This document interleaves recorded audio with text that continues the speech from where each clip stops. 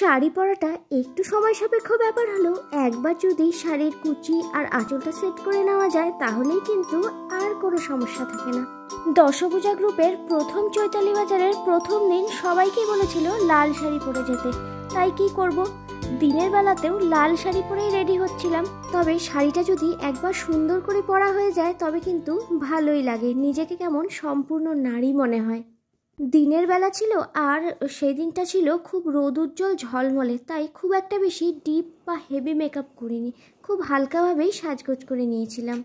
সাজতে গিয়েই দেখলাম হাতে তো একটু নেল পালিশ পরা নেই, তাই তাড়াহুড়ো করে হাতের কাছে যেই নেল পেন্টের কালারটা পেলাম সেটা দিয়েই একটু নেল পেন্ট করে নিলাম। হাতে নেল পালিশটা পরা না থাকলে হাতটা যেন কেমন ফাঁকা ফাঁকা লাগে। ব্যাস, এইবার আমি পুরোপুরি রেডি, এখন যেতে হবে, কারণ ওইখানে গিয়ে কিন্তু অনেক কাজ আছে, কারণ আমরাও ছিলাম সেখানে গোল্ড প্লেটেড জুয়েলারির সম্ভার নিয়ে। দশভুজা গ্রুপের এক্সিবিশন প্রতিবারই শুরু হয় মা দুর্গাকে প্রণাম জানিয়ে, আর এই হলো আমাদের গোল্ড প্লেটেড জুয়েলারির পুরো সম্ভার। এখানে অনেক ধরনের গোল্ড প্লেটেড জুয়েলারি পাওয়া যায়, তাছাড়াও অন্যান্য অনেকে দিয়েছিল অনেক রকমের স্টল।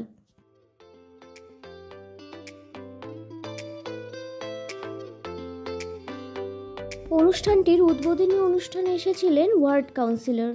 তিনি পশ্চিমবঙ্গের নারীদের কাজকর্মের বিষয়ে যে সুযোগ সুবিধা রয়েছে সেই সব সম্পর্কে বললেন, আর সাথে ছিলেন গ্রুপ অ্যাডমিন সুস্মিতা দি। খুবই ব্যস্ততম দিন ছিল দশভুজা গ্রুপের 2024-এর প্রথম চৈতালি বাজারের প্রথম দিন।